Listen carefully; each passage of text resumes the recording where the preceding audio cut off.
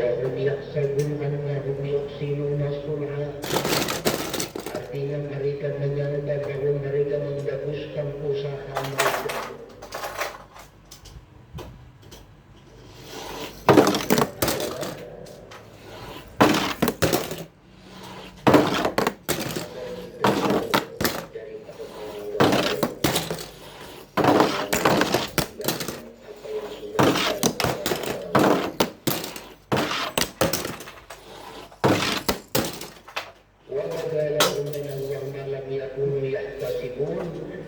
Dan akan jelas bagi mereka yang mereka tidak menyangka.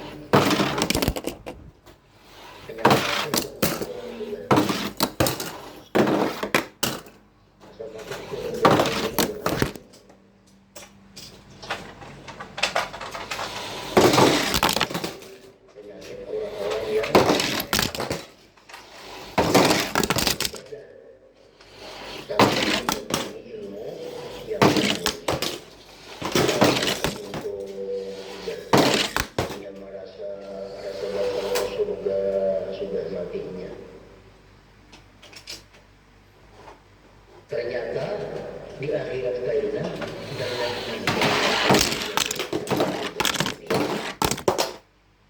wa qadimna ila ma amilu min amalin faj'alnahu.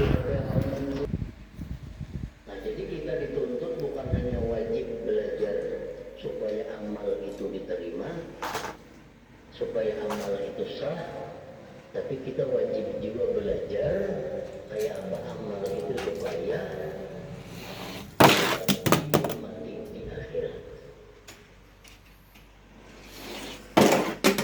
banyak orang beramal dalam dunia, tapi begitu menyatakan ada lagi hilang. Orang bacaannya agak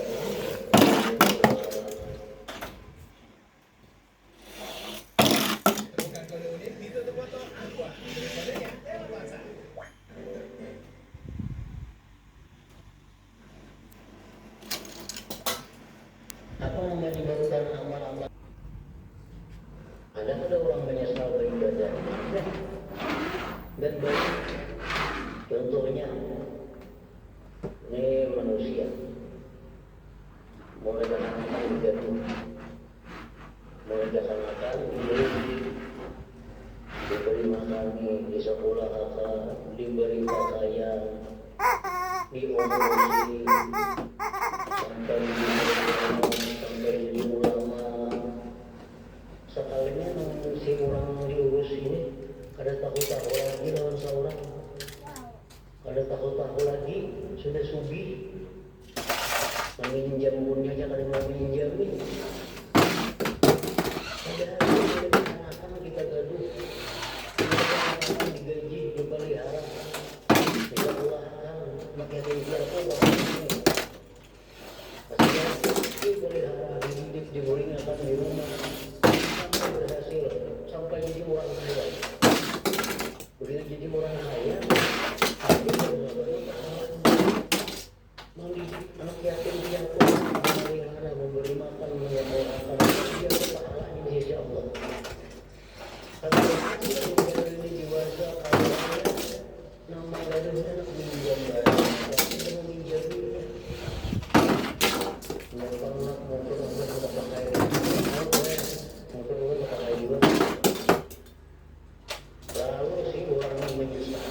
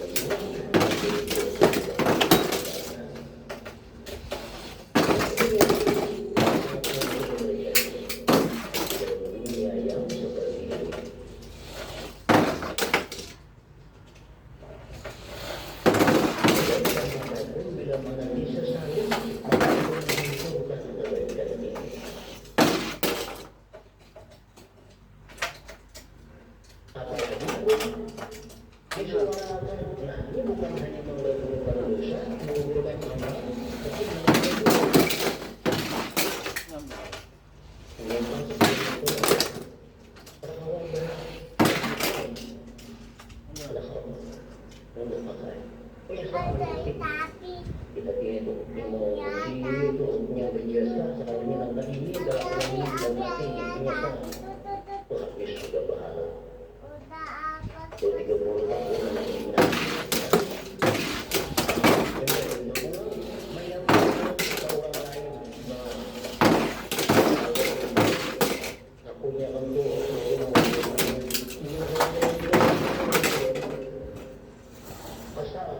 disuarakan orang lain. Nah ini namanya mandi wal azab. Nah ini berdosa. Mana sebenarnya bahara yang benar. Mana berdosa. Ayo jalan. Perbuatan baik itu juga disesali mengumpulkan pahala. Jadi bila berbuat baik itu cari yang sampai menyesal. Kita memohon kepada Allah Ta'ala semoga Allah kita semua dengan rahmatnya dan yang membuat kita takut kepada Allah. Antara Khalid dan Raja adalah firman Allah Ta'ala. Pertama tadi golongan kedua ayat-ayat yang membuat kita takut kepada Allah. Dan ketiga ini ayat-ayat yang menggabungkan keduanya. Takut dan adalah firman Allah Ta'ala. Artinya janganlah wahai Muhammad kepada para hamba-Ku bahwa Aku zat yang agung lagi pula balas kasih para hamba. Selanjutnya Allah berfirman, wa anna azabi huwal azabul alim, wa anna azabi huwal azabul alim. Artinya dari sungguh siksaku adalah siksa yang berat. Ayo, Dek. Artinya Allah Ta'ala itu pengampun, pemaaf, sudah balas kasih. Itu sifat. Kalau Tuhan itu menyiksa orang duluan berarti orang ini luar biasa. Luar biasa jahatnya. Luar biasa buruk. Kalau orang kita kenal penyayang, pengasih,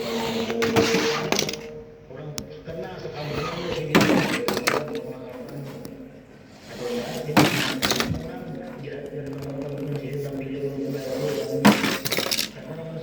Sedikit saya kata bapak mau salah sedikit beli duit amal salah sedikit orang pilih berarti orang itu berat salahnya berat salahnya. Nabi Ibrahim Ar-Rahim wa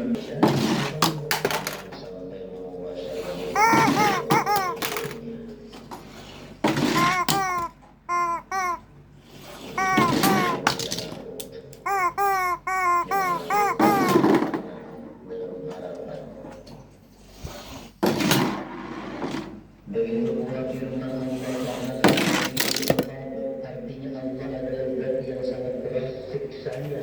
Sesudah itu Allah Ta'ala berfirman Intahu la ilaha illahu, artinya zat yang mempunyai pemberian tiada Tuhan selain Dia. Itu kalau menyiksa, siksanya ada khawat bisa rendah. Tetapi Tuhan itu maha pemberian.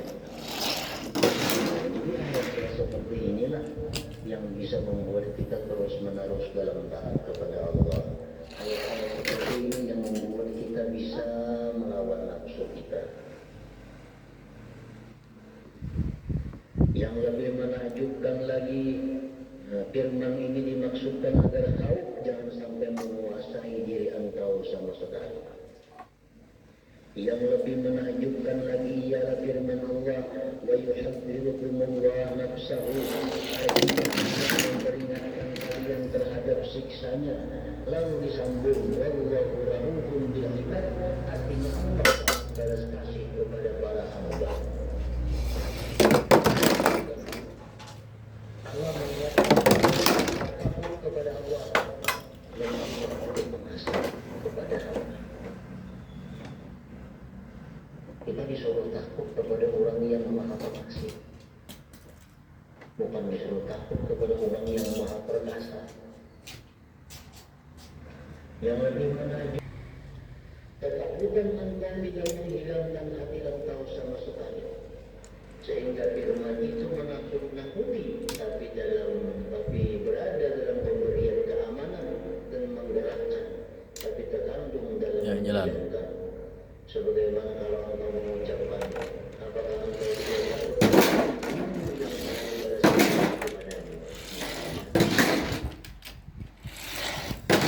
apakah engkau tidak takut kepada ayahmu yang sangat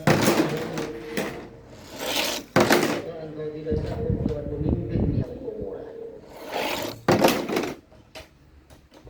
yang dari takut campur harap adalah agar jalan ibadah itu berjalan. Jangan sampai berjalan menuju rasa menolak atau putus asa belaka. Kebanyakan kita ini terlalu banyak mendengar ayat-ayat tentang yang Allah. Ayo, jalan. Itu tak harus dinamakanlah.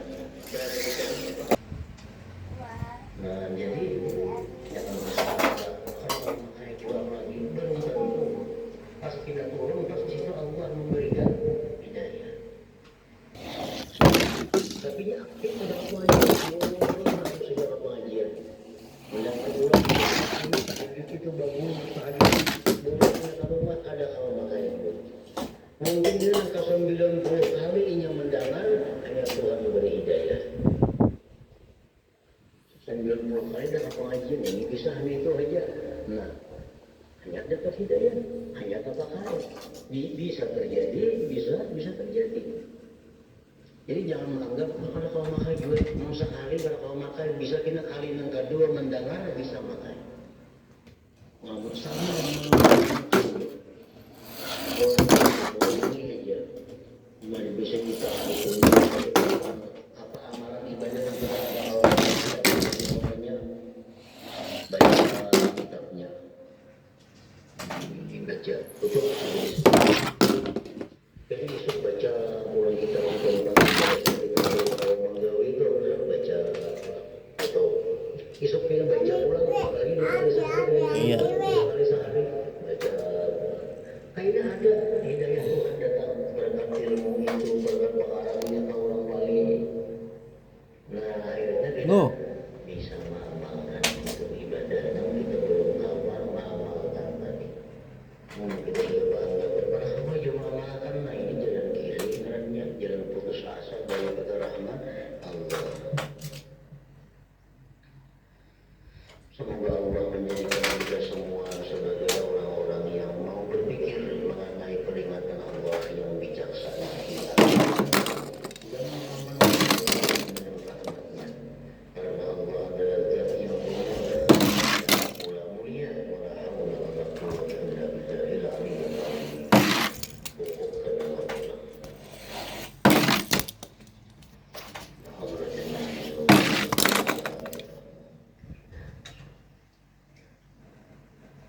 إياك نعبد وإياك نستعين اهدنا الصراط المستقيم صراط الذين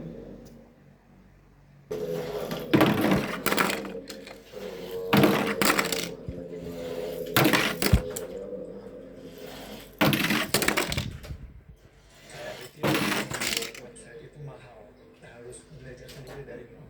Tapi hostingan di kita jika saya mulai install, saya mulai belajar. Dari situ kami mulai exchange ideas. Semoga saya mengenalkan saya dengan hostingan, dan dari estetik itu langsung klik buat situ. It's a no-brainer. Pasti saya milih hostingan website dulu. Oh, kenapa dinaikkan semeja? Turun.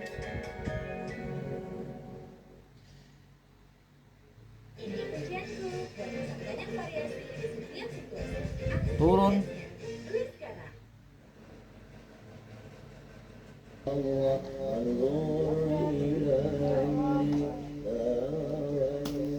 أشهد أن لا إله إلا الله وحده لا شريك له وأشهد أن سيدنا محمدا عبده ورسوله ولا نبي بعده.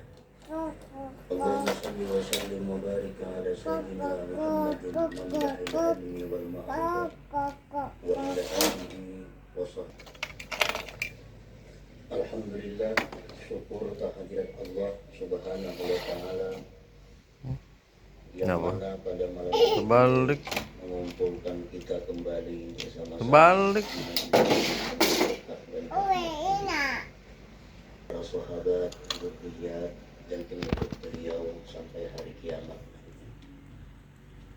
Para muhibbin rahimakumullah, lanjutan daripada hikmah yang ke-64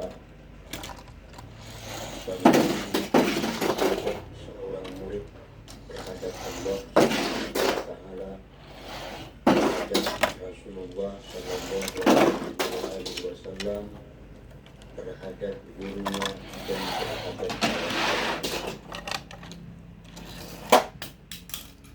al-adabu imtithali awamirihi wa ijtinabi nawahihi wa adamu al-i'tirad alaihi wa akhiratih. Bermula adab terhadap Allah, bersegera menjunjung perintah, bersegera menjauhi yang dilarang, dan tiada mengiktirat, tiada mengeritik, tiada menyangkal atas Allah wa ala khalifati, dan tiada mengeritik atas makhluk Allah. Kemudian wa husnul zanni, adab terhadap Allah, berbaik sangka dengan Allah Subhanahu wa Ta'ala. Berbaik sangka dengan Allah artinya berbaik sangka dengan Allah itu adalah bahwasanya Allah itu tidak menghendaki kepadaku kecuali kebaikan. Allah tidak menghendaki kepadaku itu kecuali kebaikan. Itu berbaik sangka kepada Allah.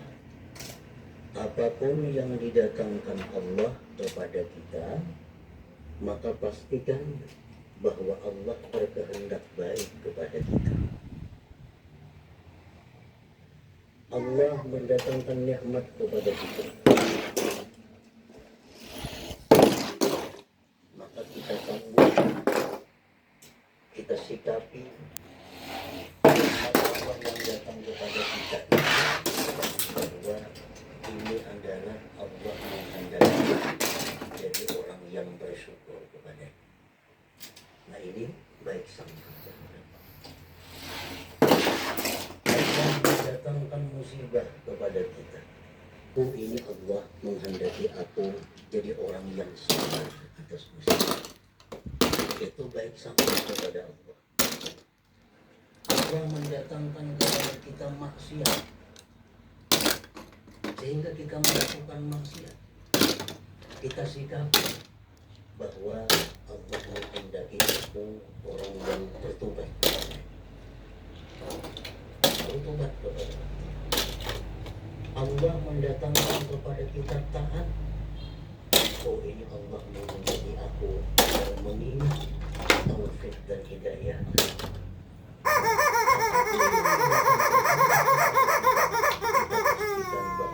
Kehendak Allah itu baik yang didatangkannya itu nikmat, yang didatangkannya itu bala, yang didatangkannya itu yang didatangkannya itu maksiat. Semua kehendak Allah agar kita jadi orang yang baik. Allah sudah lama, Allah sudah rindu mendengar kita, karena kita sudah lama tidak berbuat maksiat. Allah ingin kita bertobat, dijatuhkannya kita dalam maksiat, sehingga kita tobat kepada Allah. Nah, ini maksud Allah terhadap perbuatan yang maksiat itu, agar kita selalu kembali kepada Allah. ingat bahwa kita terkadang dengan Allah akan terjatuh ke dalam maksiat. Nah itu artinya husnuzan dengan Allah. Apapun yang didatangkan Allah, maksud Allah adalah kebaikan untuk kita. Itu kesimpulan daripada husnuzan tadi.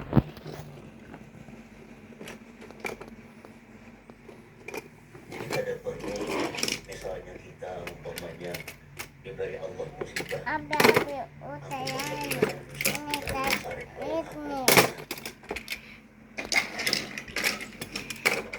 Kita diberi Allah musibah, artinya apa? Ini Allah menyuruh aku jadi orang sabar. Itu ada usaha, aku pun banyak usaha. Jadi Tuhan sarif turun aku, makanya dapat musibah ini. Ada perlu itu berbaik sangkalah kepada Allah. Apapun yang kada nyaman kita hadapi, artinya Allah menyuruh kita jadi orang yang sabar. Allah menyuruh kita jadi orang yang ridha kepada ketentuannya. Nah, itu maksudnya husnuzan, baik sangka dengan Allah. Termasuk bagian daripada adab seseorang kepada Tuhannya.